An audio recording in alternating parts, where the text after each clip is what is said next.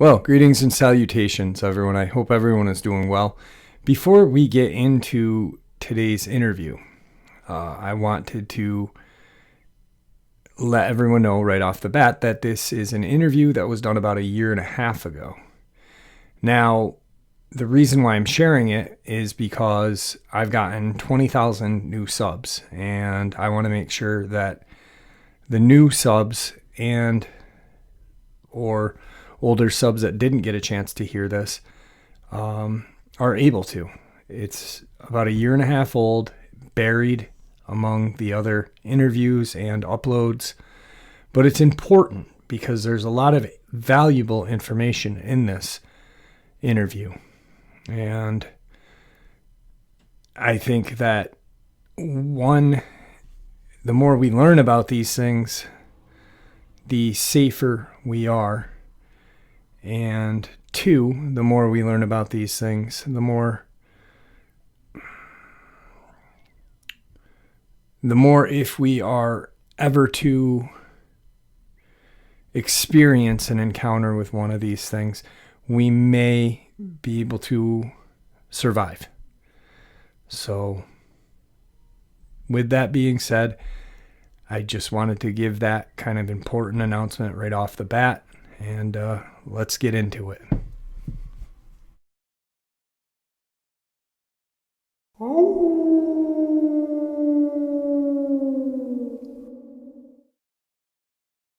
Greetings and salutations, everyone. I hope everyone is doing well today. Today I have a subscriber who is going to share a very terrifying and tragic experience he had happen. Before we get into this, a couple links. As you know, I rely on my Patreon, my PayPal, and my merch store to help the channel to continue to grow and go. Those links are in the description below. Also, Dogman Frightening Encounters, Volume 1, 2, and 3, the audiobook version. They were written by Tom Lyons, narrated and produced by me, Jeffrey Nadolny. They're available on Audible, Amazon, and iTunes. The links to those books are also in the description as well. Now, everyone, I have taken far too much of your time. Let's get on with today's upload. Shall we? All right, everybody. Today I have a subscriber who took some time out of his day to share some stuff that he has witnessed out in the wilds of America. Tom, how are you? I am doing good. Hang on. Can you hear me? Yeah, okay, I can hear you great. Sorry. You're... Doing good. And yeah, doing good. Well, thank you for taking some time out of your day to come on the channel and share some of the stuff you've seen out in the wilds. So, as you know, I don't direct my shows. I just give the floor to you, and you control it at your pace. So that's what I'm going to do. Okay. I appreciate that, Jeff. I will get a little specific. This did happen well, it started in Wyoming. And I don't want to get into specific into the town, but anyways, I lived in this place for a while and, working out there. And one of my friends who was one of my good hunting buddies, he had some tracking dogs that we did mountain lion and bear hunting with, and he guided people and stuff, and we'd go out there, and a lot of times we'd just get on track more often than not we'd tree a cat, and of course if it's a female, she's not take pictures of it. If it's a young male or whatever, mostly just we would take pictures, and I believe I did get one mountain lion that way. But anyway, so in this community, everybody knows everybody. So then it came to where the Game and Fish would contact him if there was, which was to happen quite a bit in the winter times. The older, usually it was mountain lions. So, an older cat, when it starts can't hunt anymore, losing a lot of teeth, they come in and start preying on pets. Right. So, and then they need to be removed. So my buddy and some of the times I would go with him, and, we'd get this call out, and always it was at night. And, we'd get the cat, get the kid, it'd run up on top of the house or something to get away from the dogs, and we'd dispatch it. One time there was a bear, and of course, same thing. Got the bear in. I think you got him in behind a shopping center, and we're able to dispatch it. And it was an old bear, and then plus, a lot of people think, oh, wintertime, a bear's going to be hibernating. Not true. They don't always hibernate. The farther south you go in latitudes, bears don't always, if the winters aren't that bad, they're not going to hibernate. Right. And plus, even up north, sometimes bears will come out of hibernation in the wintertime if they didn't, if they get hungry or something. It's not uncommon. So anyways, and there was times when he was out of town that Game and Fish would contact me and say, hey, we got this over here. And I'd go get the dogs. The dogs, they knew me very well. There's 2 dogs.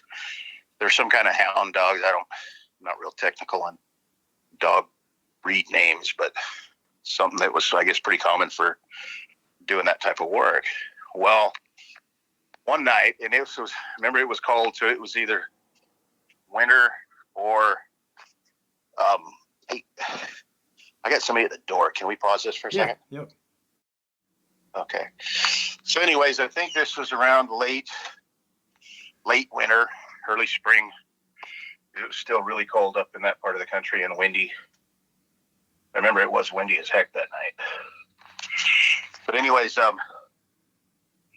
really can't even remember about what time it was at night, but I know it was dark. And get a call from Game and Fish, and they said they had a bear. And it was he said they had 2 bears, and it was down south of this town. I can't even remember how many miles it was. It was over 20 or 30 miles. You cross the border into Utah, and there was another town that was on the Utah side. So that was where we were headed. So on the way there, because when he came by, he said that there's 2 bears. And backing it up a little bit, one of the times whenever we had to dispatch a mountain lion, I always used a 22. And, it was easy to get a clean, easy shot on him. And it was quiet because it was in town. And, anyways, he said, don't bring that damn 22. And he said it's 2 bears. And I'm thinking, that's odd. Bears, first I was like, 2. Oh, that just doesn't happen. If it's a sow with cubs, they cubs from the year before, and usually they're separated by then. So I just thought, anyways, I didn't give it much other than I remember saying that. I thought, oh, that's weird. But anyways, he said, don't bring that damn 22. I said, all right. The only other gun I had was my 300 Win Mag. So I grabbed that and the, box of ammo, load up the dogs in the back of the Game and Fish truck, and we're headed south out of town. And on the way, there was a lot of conversation on the radio with him and dispatch, and then dispatch giving directions on.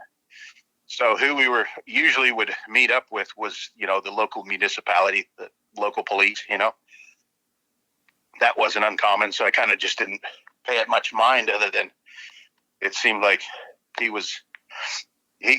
remember he was getting a little agitated. I couldn't remember what it was about. But then, so we get down there, and he was in contact with whoever, with whoever the local police was there, and getting directions on where we were to go.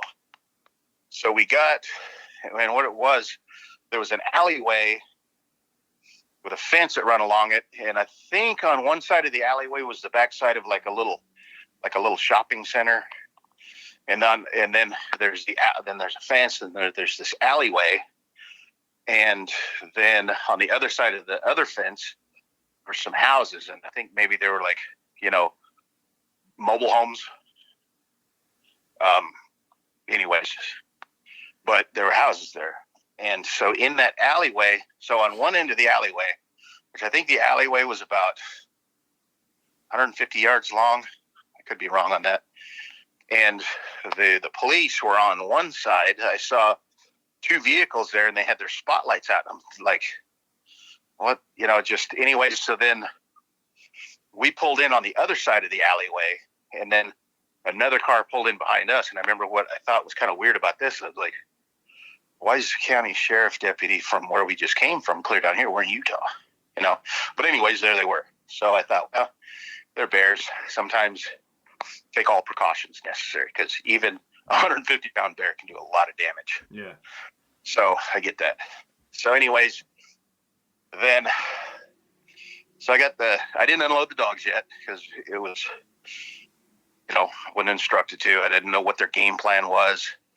And I started where we stopped there, and they would shine a spotlight in the alleyway. There was like I want to say like a dugout, but it was where there was a dumpster in where the fence was like set back, like a rectangle area that like it sets back about 6 feet and then across 10 feet and then back out, so the dumpster could sit in that fence groove without blocking the alleyway.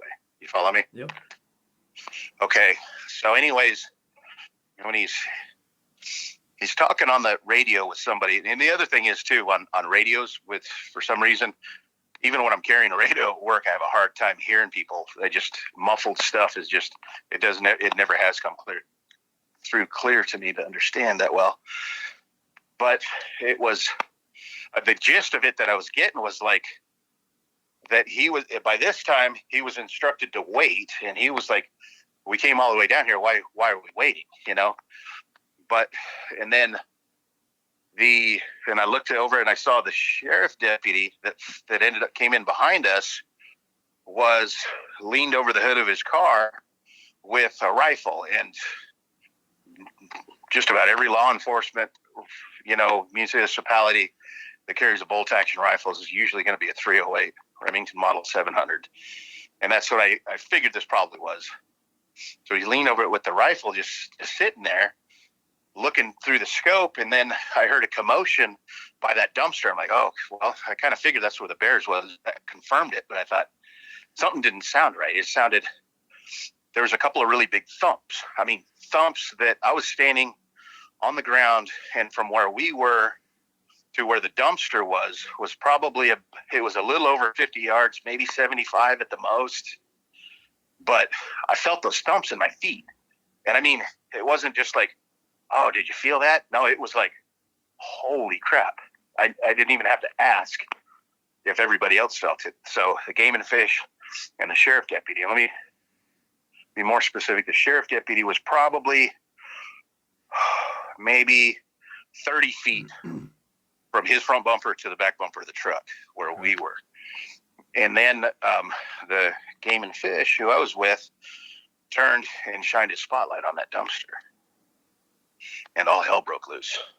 And I mean, it went berserk. And I didn't get a good look at what was going on there, but I could see next to the bumper, I saw black. I definitely saw hair, fur hair, whatever. And when it did that, he immediately shut the light off. And I don't know if it was because he noticed that it caused a reaction or what, but he immediately shut the light off. And then I remember him asking me again. He said something about you didn't bring that damn 22. And I'm like, I was clear about that, from the get-go. But anyways,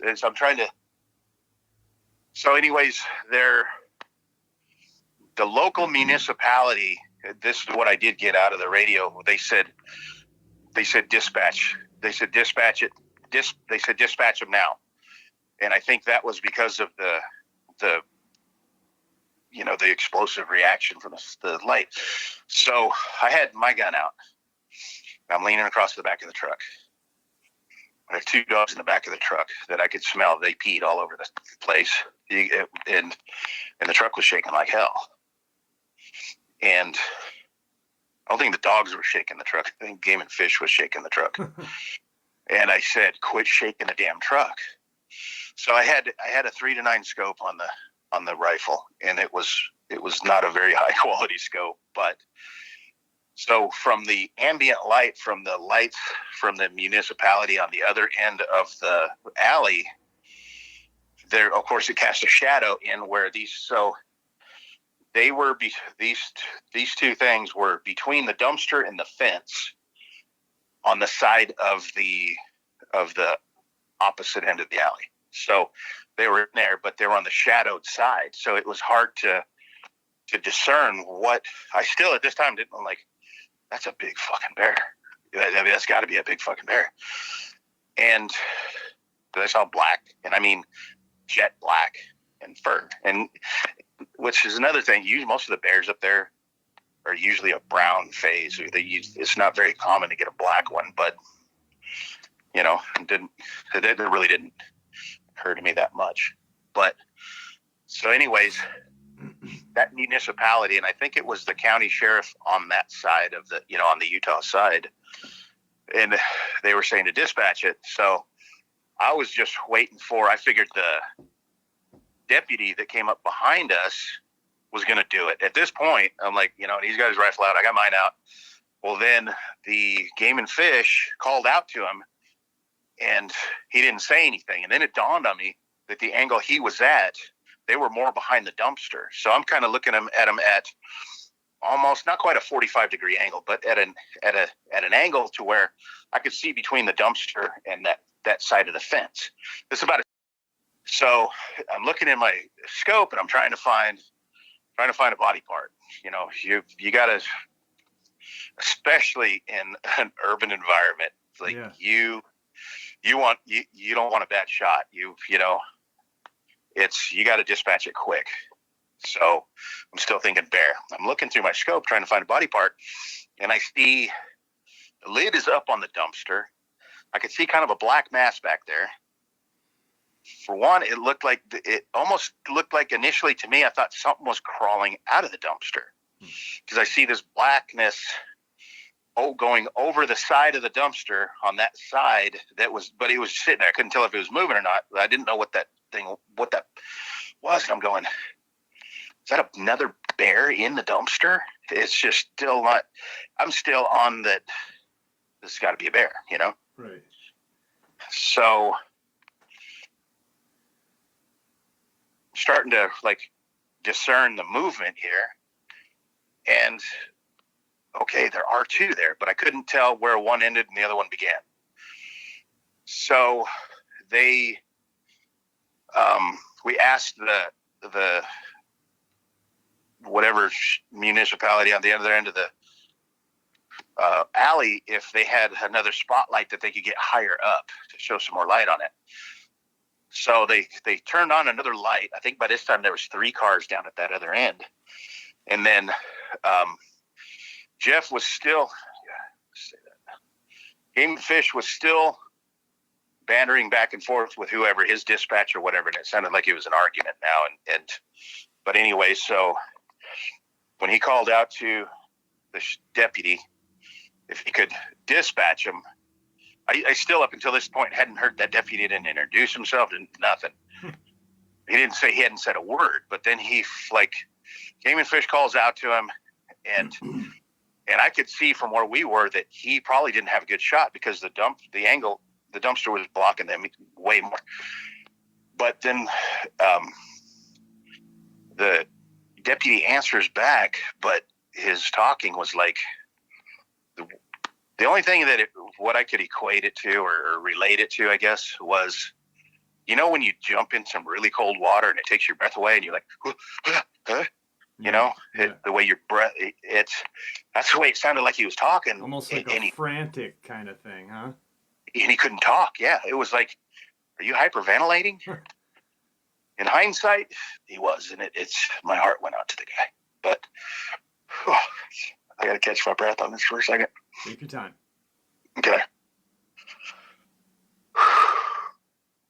So, okay. So, I cranked the scope up. It was a 3-9 scope, and I cranked it up a little bit more, and that's where I could see that there was 2 of these for sure. And one of them, I don't know if one was a male or one was a female. One was way bigger. And at first I'm thinking, with that black mass back there, they're both equal size. No, they weren't. But, the smaller one was crouched down. Like the best I could see was crouched down, and I could see at one point it looked like, and here's where I knew they weren't bears, was because I could see it almost looked like a snake-like movement. I could see this thing stretching out on the ground, reaching around the dumpster, and I'm thinking, what the heck am I looking at? And then I could see on the end of it was a hand. Wow. And another arm came out, and it was another hand, and it was, I think it was the bottom one trying to crawl out. So I'm starting to, as it like reaches out a little bit, one behind it,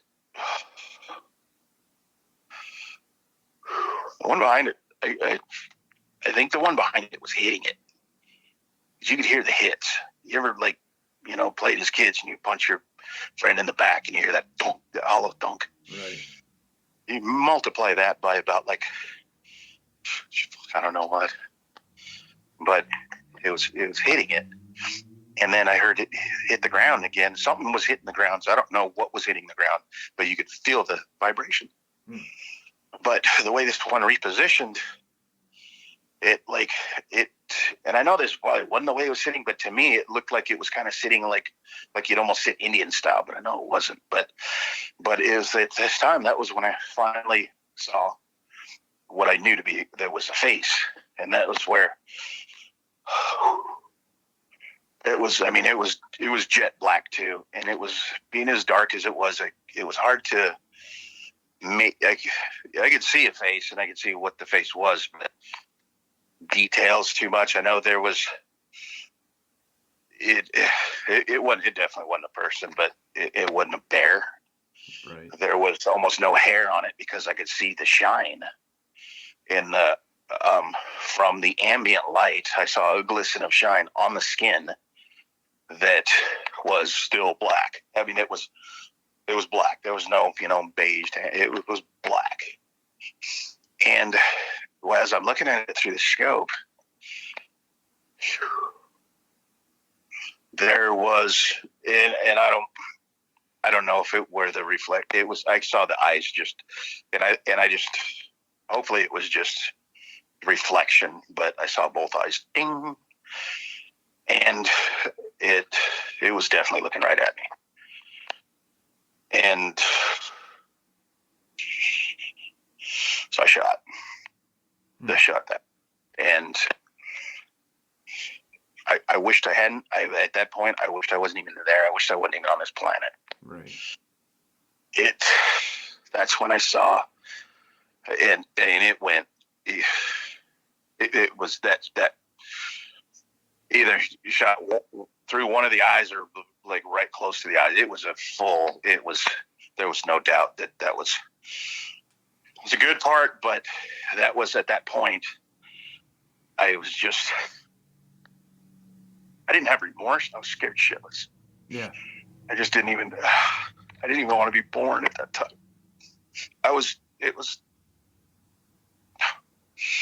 But then we're committed, and Game and Fish called out to the sheriff deputy again, and he wasn't doing anything. But when all this went down, then the one that was behind it stood partially up, and as it was standing up, there wasn't another one in the dumpster. There was a hand. It was its hand on that dumpster that had a hold of the edge of the dumpster with one hand.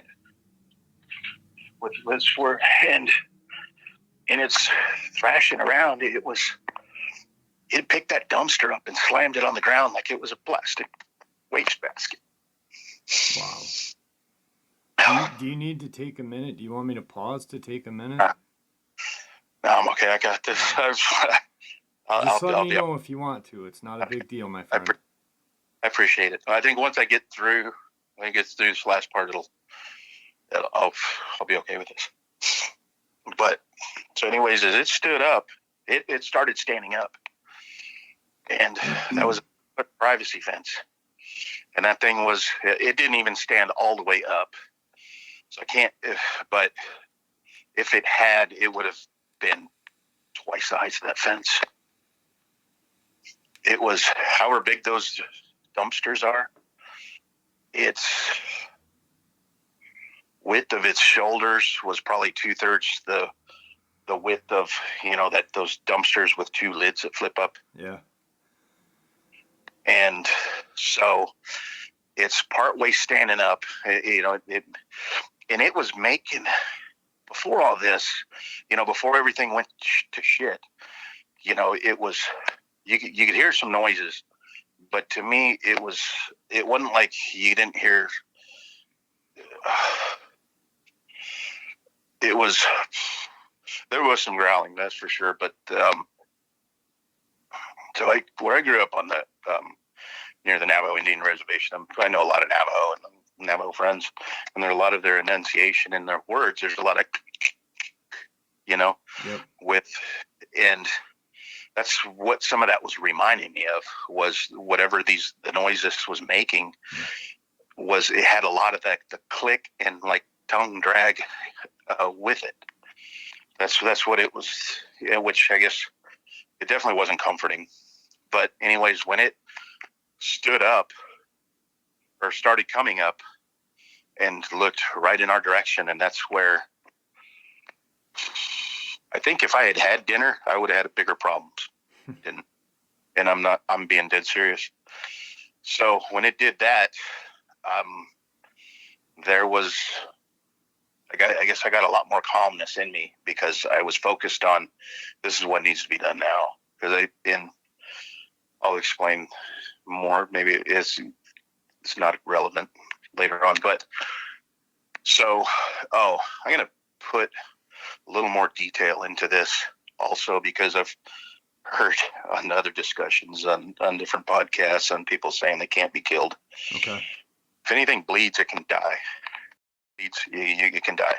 Right. And so at the time, I knew what Bigfoot was, but this wasn't what I ever saw. And all I knew was like the Patterson Gimlin film and the Leonard Nimoy In Search Of, when they, to me, that's not this. There was no head crest.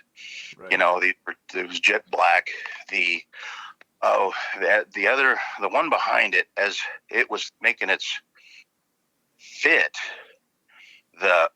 it looked like it would slink its head down to where it almost looked like the head come out of the chest, to where the shoulders were higher than the top of the head. And no, it wasn't a coned head. It was a round head. And so as it stood up, it arched its, I don't know, it lit. I think they can move their heads a lot more of a range of motion than people realize, I guess. I don't know. This is what I saw. The head come up a bit, but I still couldn't see a neck.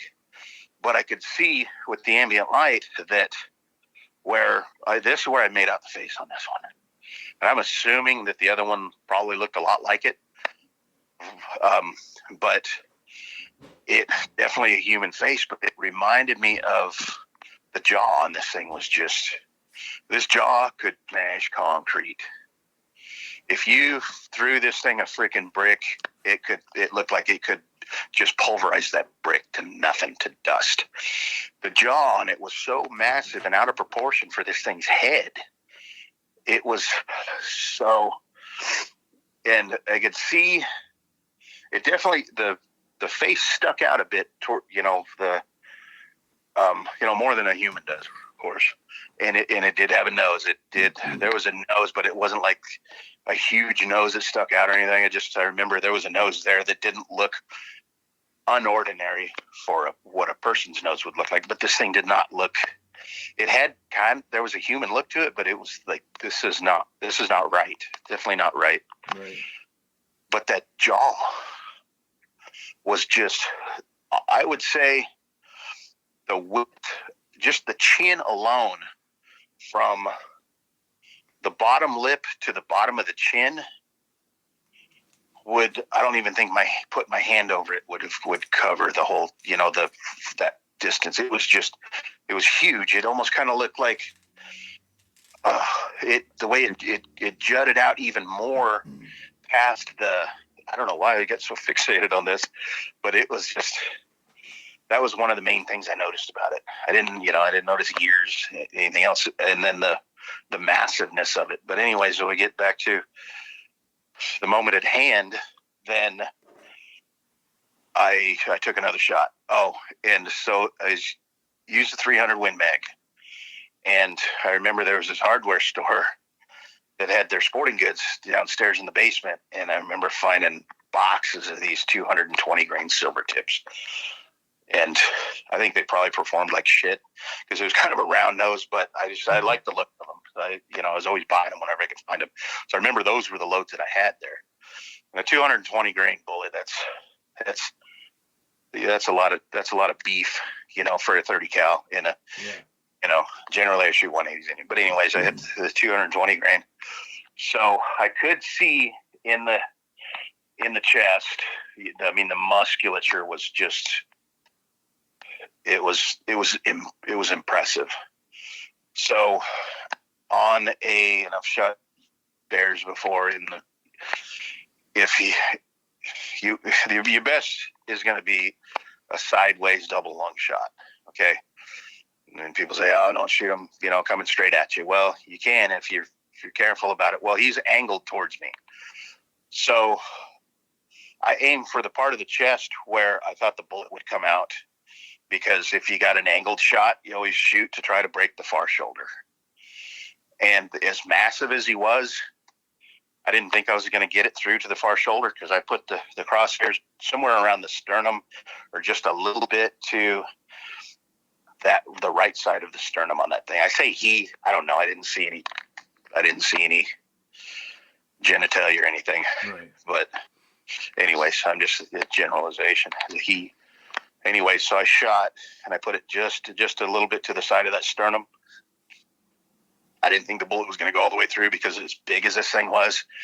But when I did, I saw his left arm fly up, and the way it flew, I could tell that was the bullet exiting and hitting his arm, exiting through his armpit. And then but before I even took that shot, it seemed like everything went into slow motion.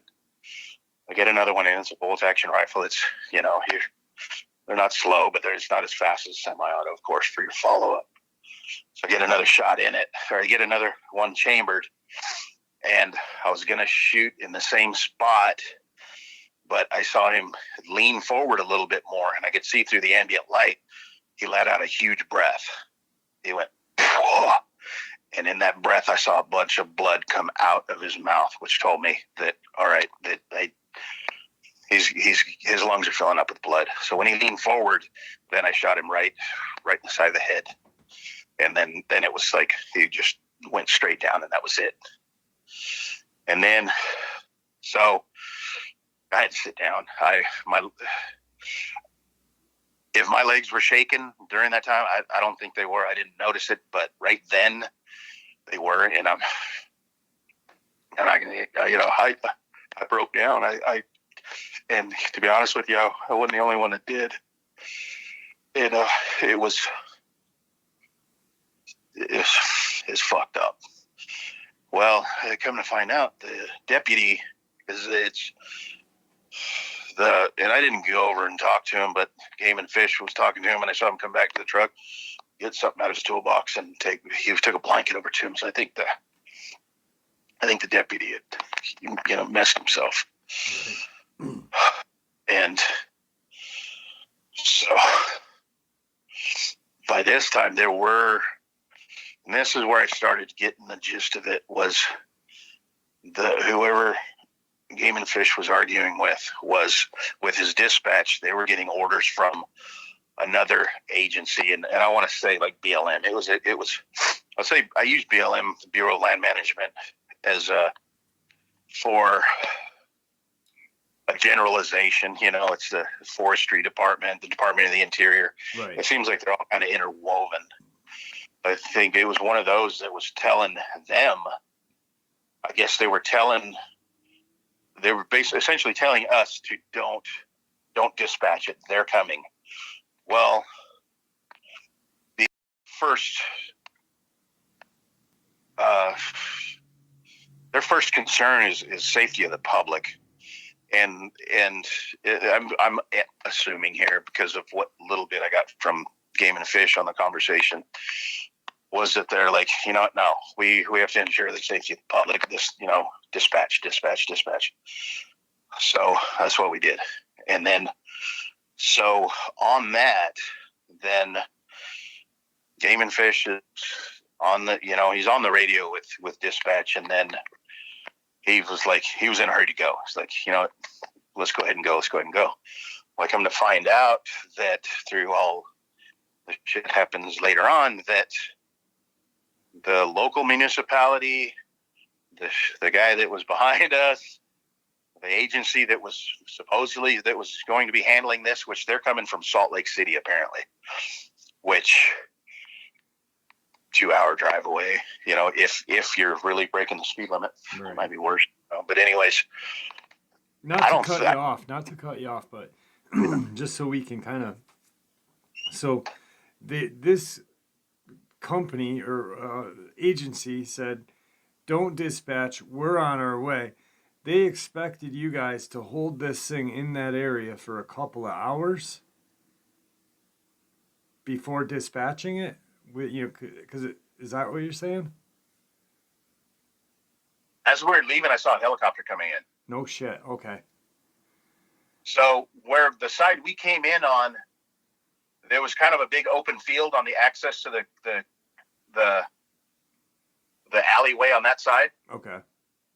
Hang on a second. I'm going to sneak. Good. So anyways, we're heading out of there. And I remember Game and Fish had asked the deputy if he wanted to ride back with us, and he said no. I think he followed us back. I don't know. But on the way back,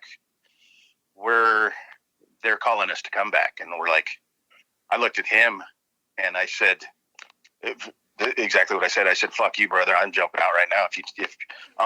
I'm not going back. And he just said, I don't blame you. And he responded something that it was something like, it's not an option. We got there's something that I can't remember what it was. He was good with the term that he used, and they rebutted once, and then that was it. But so then I got home and I didn't sleep. I take the dogs back. I never told my friend who owned the dogs but I kind of thought, dogs are in the truck. They weren't exposed to it. There was no way they could have gotten hurt, but right. Hit the dogs back, and they're, there was other dogs they had there, but different. They weren't hunting dogs, some cattle dogs, and usually everybody's barking and jovial and stuff, and it was like, I opened up the portable kennels and just put them in a regular kennel, and they just went in and sat down and just looked at me, and there was no tail wagging, no nothing. And usually those are very vocal dogs. Right. But anyway, I'm like, yeah, sleep well.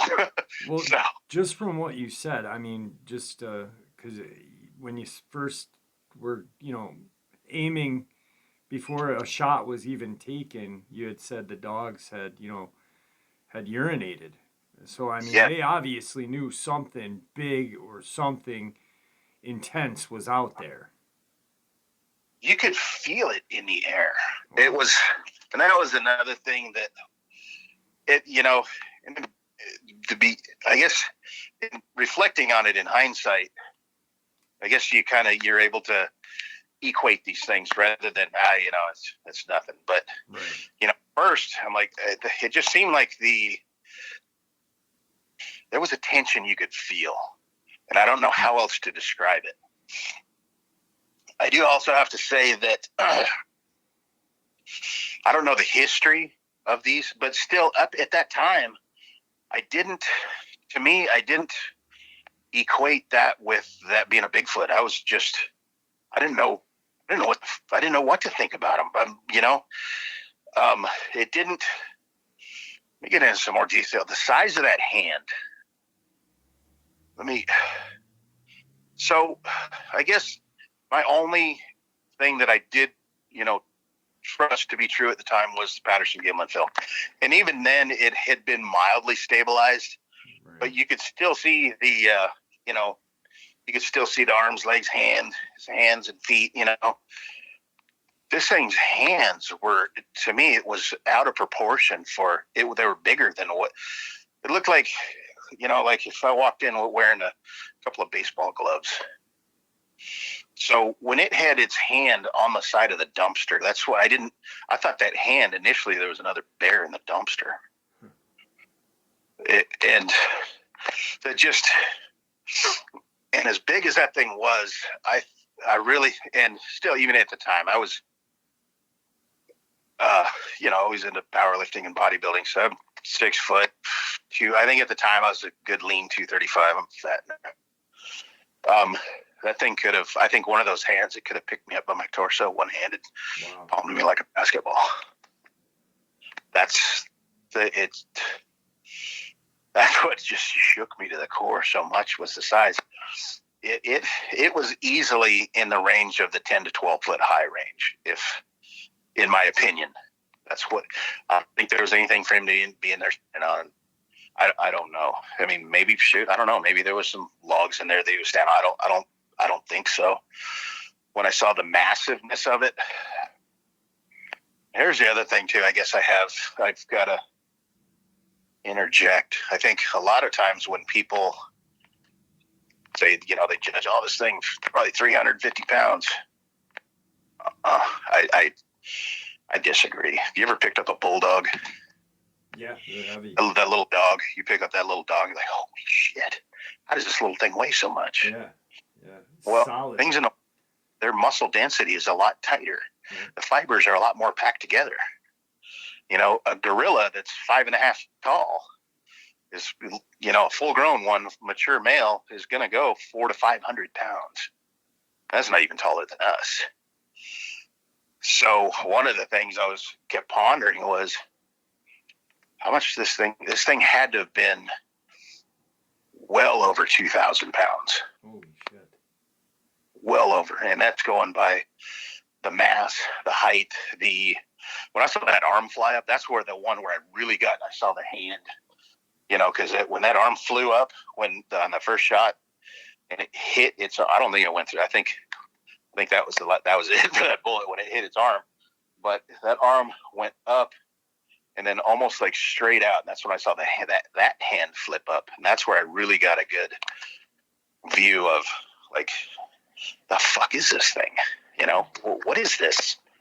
What is this? And then I guess, I don't know, it probably wasn't until these last couple of years that I finally thought, that's got to be what those things were. So what else was, the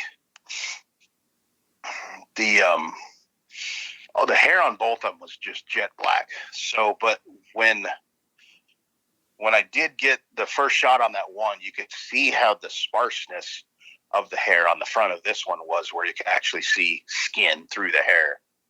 But the rest of the hair, it almost was like, so it wasn't really that long on the top of the head, but it seemed like where it got to where the neck would be, like the bottom of wherever the ear line would be.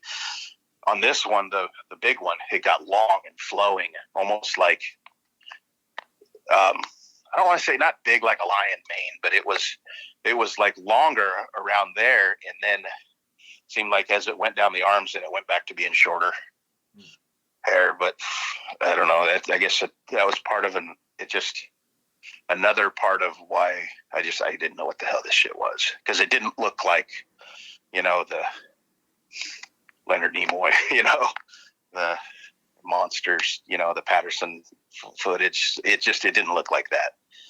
Not saying that that's not a real thing. I believe that I believe that footage is absolutely real. Right. But that anyway, so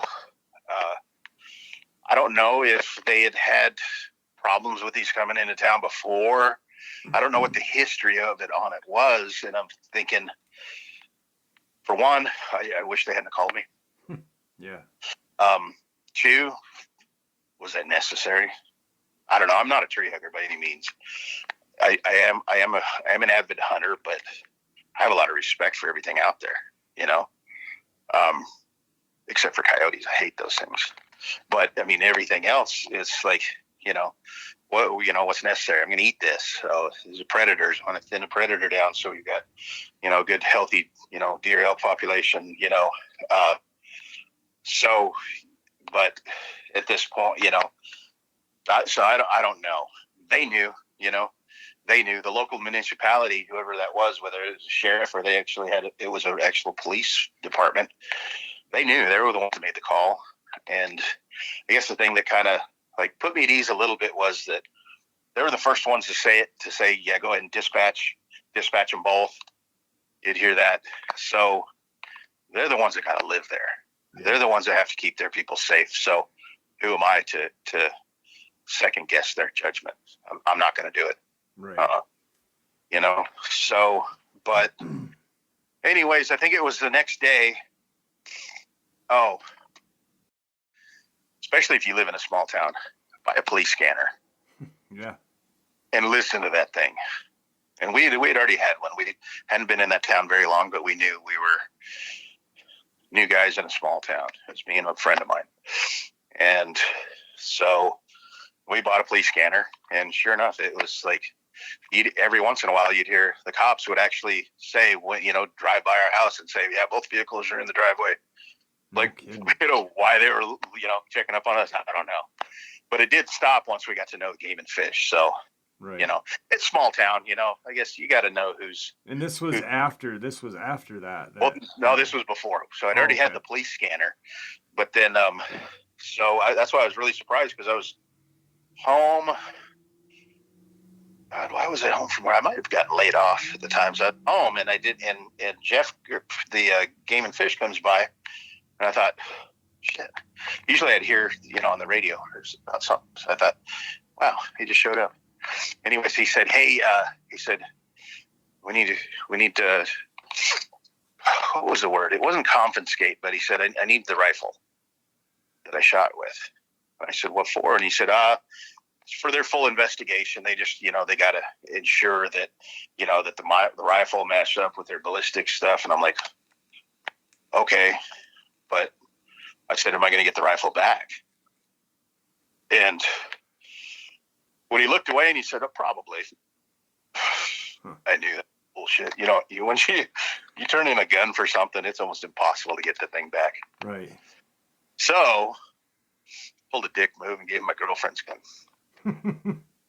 Which was a 243. But I mean, I left it in the case and handed it to him. And I mean, we were broke up, but she still hadn't come back for a gun. So I'm like, yeah, here, take this. So then I think it was about 3 days later, Game and Fish comes back by and he says, hey, we need to take a ride. And I said, I am not going back down there. And he said, no. He said, we need to go give statements at the office in Salt Lake.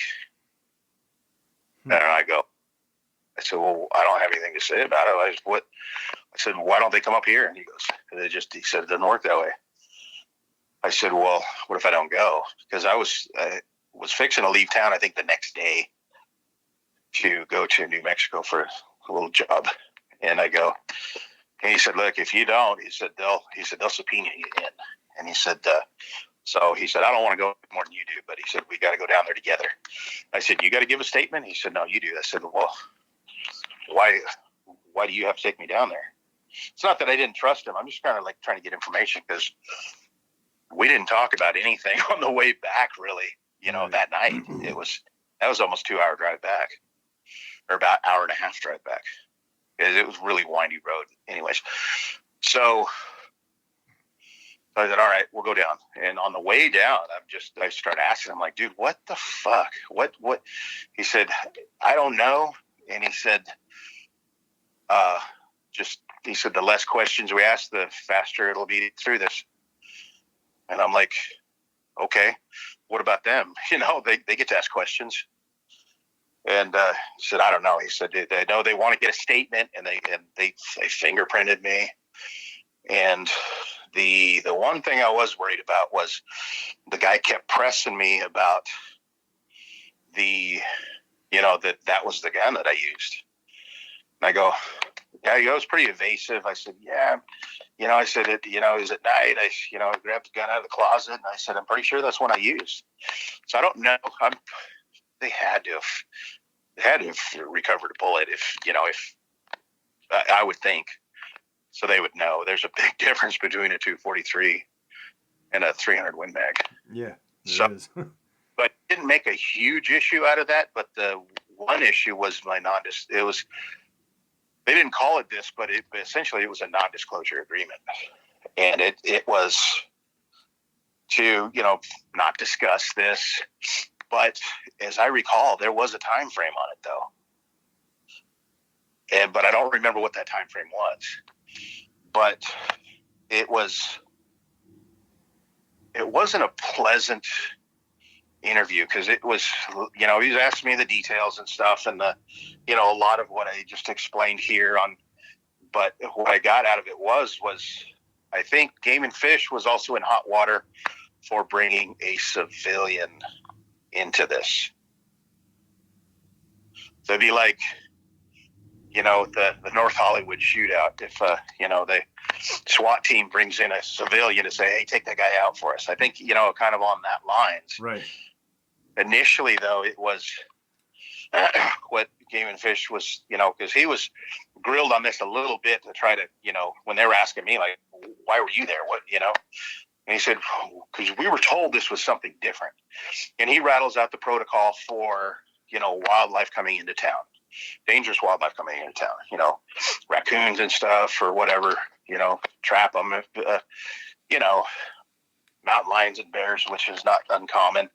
This is their protocol. If Game and Fish doesn't have the resources and the dogs to do it, if dogs are needed, then they have somebody that's I don't know how to put the term, rapport with them. So my buddy had already had the rapport with them for like a year or two. Through, probably, to be all honest with you, from the first time I went out, kind of, I would call it a ride along with them on this, was probably maybe only about 6 or 8 weeks before that. Wow. And then anyway, but one of the other things, who owned the dogs? What are and Game and Fish had, they interjected, like, look, the dogs stayed in the back of the truck. They never got out. That's really not pertinent. So they did kind of drop that. But so I remember I signed that. They fingerprinted me. I still never got the gun back. And then going back, I tried to bring it up again with the Game and Fish guy, and he said, look, your non-disclosure agreement, he said, that covers between you and I too. And he was like, really? That's the first time he kind of got shitty with me, which told me that they were leaning on him too. Right. That wasn't his nature, I thought, So I didn't bring it up anymore. But then I can't remember how much longer after that I was coming home from something one night. I was probably out drinking. And I pulled into the gas station to get something on, before I went home. And that same sheriff deputy from that night pulls in behind me and lights me up in the parking lot, not even on the street. I'm in the parking lot at the gas station. Lights me up, asks for my license and everything. I tried to make small talk with him about that night, and it was just like, he looked at me like he'd never seen me before in his life. Wow. And writes me a ticket because he said my license was suspended. I'm like, For what? My license isn't suspended. I still had a out-of-state license, and I had out-of-state plates on my truck still. But I'm like, my license isn't suspended. So I think the next day I called Arizona DMV. Yeah, oh, your license suspended, unpaid seatbelt ticket. I said, seatbelt ticket from where?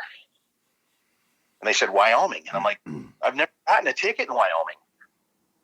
So I'm just like, what the hell's going on here? So I go to court to fight this. So first you go into court. I pled not guilty, and I was like, I wasn't, So then I have to go to court for your, to defend it or whatever. And I said, if my license was supposedly suspended, I said, I want to see the ticket that it was suspended for. Well, that's when I get educated on the legal system that, no, you should have asked for that before. This isn't the time, that was, so you got to prove anyway. So basically I had to eat it. It was a $500 fine. So I didn't pay it. And I think about closer on towards summertime, I had a job offer in Phoenix. So I'm like, yeah, I'm moving. I'm out of here. So I left, and then it wasn't until 2005 or I think 2005 I went to renew my driver's license, and I'd renewed it multiple times since then. In 2005, they said, "Oh man, Wyoming's got a hold on your license." I'm like, "What the fuck?" Yeah. Wow. No fucking way. Trumped up charges and holding your license years later. That's messed up. That's fucked up. Well, it was come to find out it was because I didn't pay that fine. So I'm like, all right. So I kind of I blew it off. I didn't blow it off. It was just like, shit, I got to go up there and I got to go back up to that county. So anyways, I was doing some work up in North Dakota. And then when the job was over, I'm like, you know what? I'm going to swing on down to that courthouse and go pay this. So I went to go pay that in 2011. Walked into that same courthouse, and it was just, I had goosebumps. And went up to the clerk and, told her my name, my driver's license number. I said, I got an old fine I need to pay you guys. And she pulled it out, and she goes, huh? I said, what? She goes, we just released this last week. You don't have to pay it. She goes, you can still pay if you want. I said, nope. But I said, I want something in writing that it's freaking released, which I did get. Yeah. And I left out of there, still shaking my head, like, what the hell? So I don't know if that was just like maybe there was a display of look, I don't know, maybe we can reach you, we can make your life tough. I don't know. I don't know if I don't know. But a display of power, what they had, if you because you said you had to sign a non-disclosure, right, or something like a non-disclosure. So yeah, but yeah, it was I don't. And like I said, this all came about in '94, so I maybe it was called that. I don't remember exactly what it was called, but it was a shut your mouth agreement with stipulations in there on how it was, a class level, whatever level class felony or whatever, if you do talk. And I'm like, wow, holy shit. Because I tried asking the guy, like, what was this? What was all this? And he said, we're not here. That's not what we're here to discuss. And basically it was like, we're here to discuss your conduct. And like, what the fuck did I do, man? Right. And so anyways, it was, kind of add insult to injury, that was dramatic enough. And then to get that bullshit backed on top of it was like, really, you guys? Yeah, that's intense. I mean, you're kind of brought into something, not even, of your own, it's not even your field, pretty much. And then you get the shit end of the stick on that one completely. Yeah. Wow. And I was always kind of wondering, like, man, why didn't Game and Fish shoot it? And then later on thinking, you know what, I've never seen anything but just a sidearm on his hip. I've never seen they have any kind of a long arm rack in his truck or anything. So I don't know if it was kind of like a, I don't know, Mayberry type thing. The game and fish just didn't normally carry a long arm. Most of the law enforcement agencies, you see like the AR type of weapon or they always have a long rifle with them or some sort of shotgun or on top of their sidearm. And I think that was a shotgun, unless you're getting it down that thing's mouth at the size of that one. Right. I don't care what kind of slugs you had. I don't think you could have got the penetration, even with these Reineke Black Magics. I wouldn't have. I mean, if I had one, I would have used it, but I wouldn't have felt that wouldn't have been my first choice for sure. But I think he would have, like I said, had it shoved down its mouth for it to, be that effective. Or I don't know. It's like I said. I mean, anything, if it bleeds, you can kill it. But I don't know. 22 definitely. And yeah, that's what I was thinking when you said you aimed up on that thing. I was like, it's a good thing you didn't bring that 22. I wouldn't have squeezed off with that. I would have probably ran. But I'm pretty sure that deputy had, I'm pretty sure it was a 308 that he had, because it was, I do remember seeing it. I remember seeing it was kind of a bull barrel, looked like the typical, I guess like a SWAT sniper, for that time period. I think they're a lot more technical. For that time period, I think they're a lot more technical now, especially with the, some of the big, like the North Hollywood shootout, stuff like that. I think they've, gotten up with the times a bit more. Militarized, even Mayberry cops have some pretty high-tech firearms. Full body armor and everything, right? Yeah. So that was it. And I just, I don't know. It's, I guess maybe I don't know. That's about most of the details that I can think of. And if you have any other questions later on, just, like, hey, well, did you see any of this or what, man, feel free to ask me. Cause yeah, absolutely. I mean, some of this stuff has kind of jogged my memory. Well, like you said, 94 is a long time ago, and I truly feel like I could feel your pain, I mean. It was, I guess it's just, I don't know, anxious, or it feels good to kind of let it out, but I still, I appreciate this bit of anonymity, so to speak, because of, this definitely the community this Bigfoot community is pretty vicious. Yeah. And I don't want to be subjected to any of that crap. I like my blissfulness, Yeah, absolutely. People that go out looking for them. I can't say that I haven't. I've gone out, I guess, and I have a few times with my buddies. Just, I'm cool with, if I hear them, which we have heard them, but I don't ever want to see one again. No way. No effing way. I wouldn't want to see another one again as much as I'd want to see a horrific car accident. Right. It's right up there with me. I don't want to see that again ever. Now, if you don't mind me asking, when you were describing the moments prior to and up into the time you took the shot just now, you were very emotional. Were you emotional at that point? Was it because you kind of realized that it wasn't a bear? There was possibly some sort of humanistic characters or something that just kind of resembled a monster? I mean, it's not a bear, it's not a human, it's what the hell is it at one time you think it kind of resembled its head coming out of its chest because it was so friggin' big. You realize its hands are big. You said the deputy had pissed himself, so obviously you were, It was, my emotional came from, I was terrified more than I ever thought was possible. And put a little bit more backstory in here, and I don't know where it comes from, but there was something when I was a kid. So I'm 54 years old. I will be soon. When I was a kid, I remember the first time I saw the Patterson Gimlin film.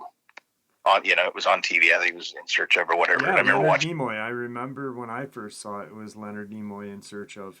Yeah, and I remember watching that, and it you knew that you're looking at something that is truly real. And I remember asking my dad. I guess there was a part of me that wanted to be real. I said, "Dad, is that real?" And my dad said, "Yeah." He said, "It is," and it scared the shit out of me. I mean, it literally scared the shit out of me. Yeah. And we lived in Southern California at the time, and then it was just so kind of always in the back of my mind that we have all these beasts on the earth, and we can handle all of them. But what about that? What about that?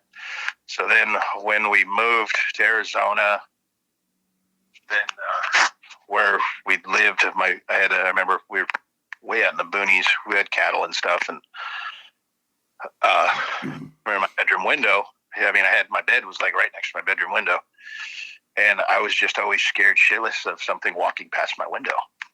Right. I don't know why. Nothing ever had, But then, with things be here, and you always at that time it was, they're according to what everybody would say was they're relegated to the Pacific Northwest. Yeah. Okay, cool. We're a long ways from that, but I always thought, you know what? How come they could walk down here? Easily. Yeah. Why don't they? So there's a good chance. So it would just get my mind going. So I'd get scared. Not scared, terrified, because I even got into in my my early teens. Some of my getaway was everybody's home life sucks now. To me, mine really sucked. But my getaway was my chores are done. I'm going camping. I taught myself how to camp and backpack, and I bought gear and stuff. And my only defense at that 12 years old, I had a 22 caliber pellet gun. But I wasn't too worried. I thought, okay, there's a big thing out here that get me maybe a mountain lion or a bobcat. By that time, I've seen enough that those things, they don't want it. They'll get away from you. I wasn't really worried about them.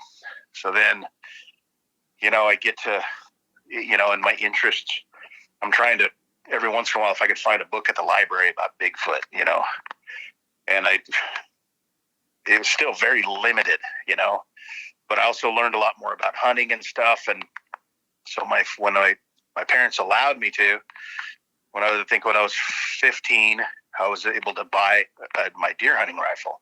I bought a 30-06.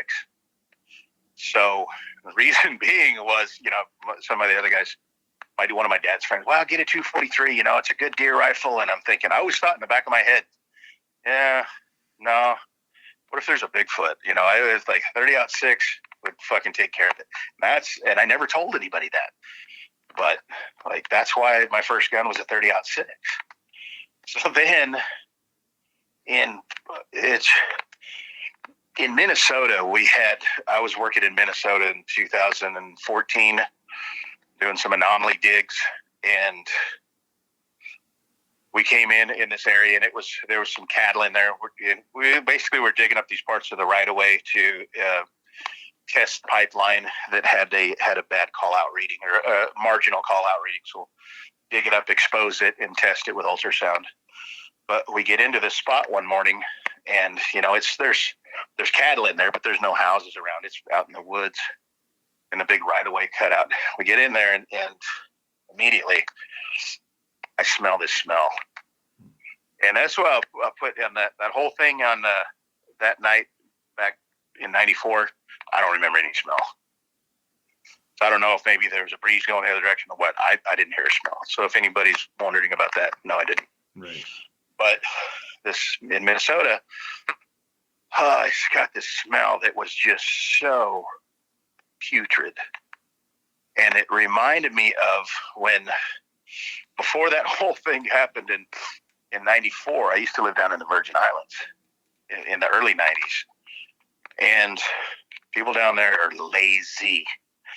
And so one day there was a local market, like supermarket had caught on fire, and it had a meat market too.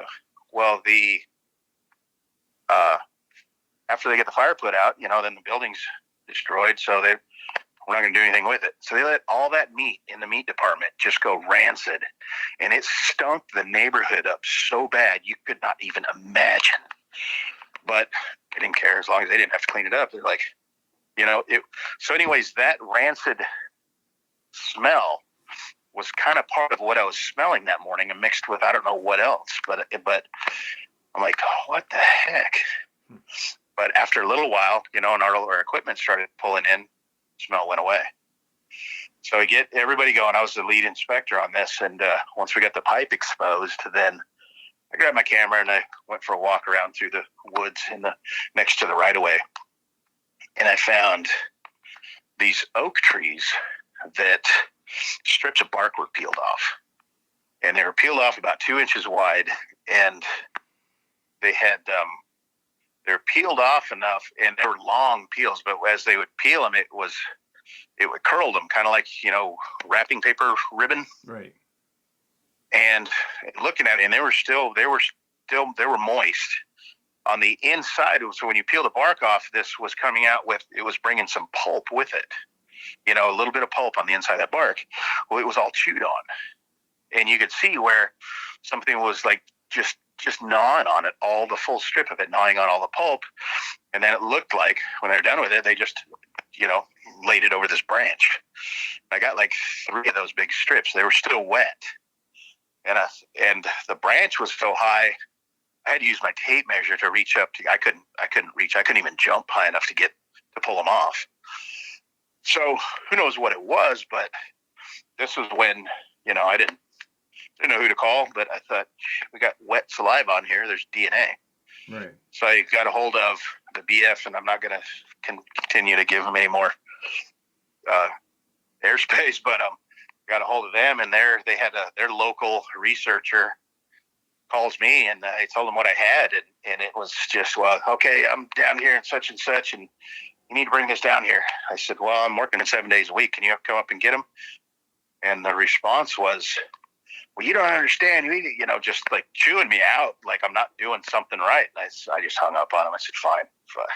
You guys, screw it. It's almost like laziness on their end, like they do. And it could be just, there's, anyways, it kind of, so I thought, well, you know what? I've got my answers anyways. I don't need to be going to you guys for anything anyways. So, and it's just, so that's just kind of where everything is kind of lied since then. So, well, I want to thank you for sharing this with me and everyone else. Thank you. I know that it's been a while. You and I had emailed a while back. And just throughout time, you were able to share it, and I appreciate it. And it's truly a very intense and emotional subject for you, and I thank you very much for. Thanks for making the platform available. This is it. It's anyways. I just appreciate it. Without having this available, I know there's other avenues, but there's certain things that this to feel comfortable with. This was a good fit for me. Good, and I appreciate that greatly, because if without you doing this, I wouldn't have had that fit for me. And it's I don't know. I could have gone the rest of my life without putting it out there, but it kind of, I don't know, with what everybody else has gone through, some of this shit needs to get out there. Regardless of how I feel about it, it did need to get out there. So yeah, because what you just shared with us, that emotion that you had, that might trigger someone else to get brave and come out and share and help them, because it's a healing process as well. I mean, it's a learning thing for people who have not had an encounter, but a healing process for others who have, to know that, hey, this guy saw the same thing I had or something similar, and he feels the same way I do, so, because just like I mean, I can relate to what I. One thing that you said, I've seen something. I didn't have to shoot, thank the Lord. But you went to the library and you picked up any kind of book that you could find. Like I went to used bookstores and picked up any book that I could find on the subject after I had my encounter. Oh, And it was roughly the same time of I had mine in 93, 94, somewhere around there. oh wow. And it was the summer of 93 going into 94, so right before school ended for me, before graduation, my Oh last wow. year of school.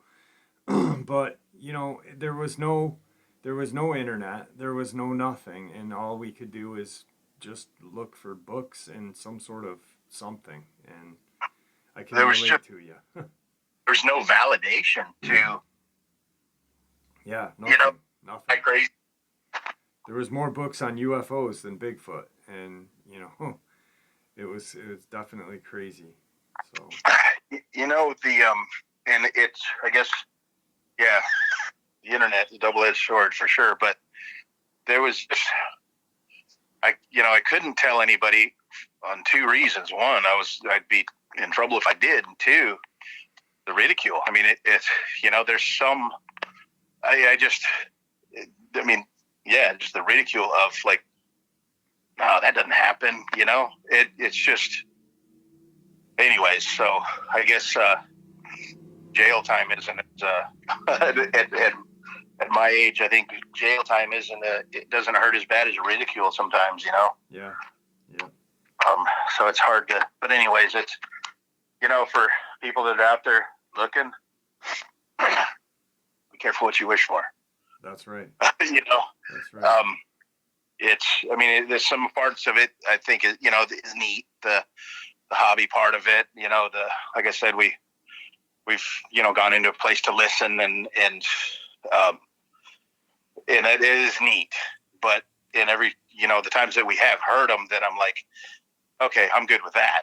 And Yeah, my buddy's like, man, I want to see this, and I'm in my head, I'm going, oh, fuck you. No, you don't. yeah, But yeah. I'm not anti-kill, but I don't.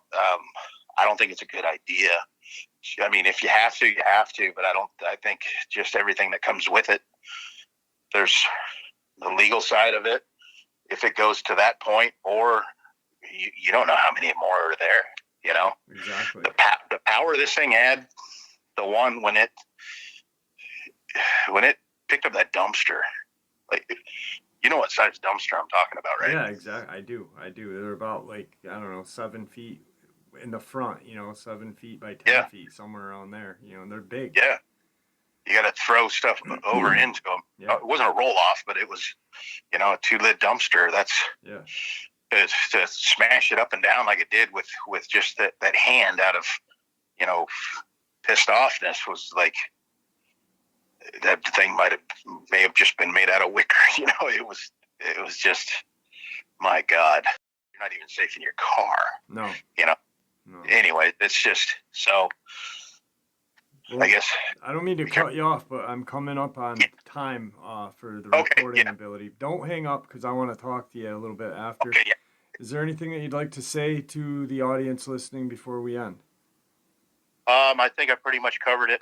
You definitely have, my friend. Definitely. Thank you again for Yeah. Thanks. coming on. I truly appreciate it. It took balls, man. It really did, and I appreciate it.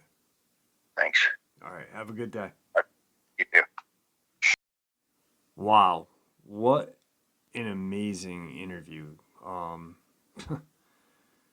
Tom is a really nice guy. I had a long talk with him before and a long talk after. This was I love having interviews like this, and it seems to me like the last few interviews that I've had have been like this. And I think we not only learn a lot about people, and but we learn a lot about ourselves and how we would deal with these experiences if we had them.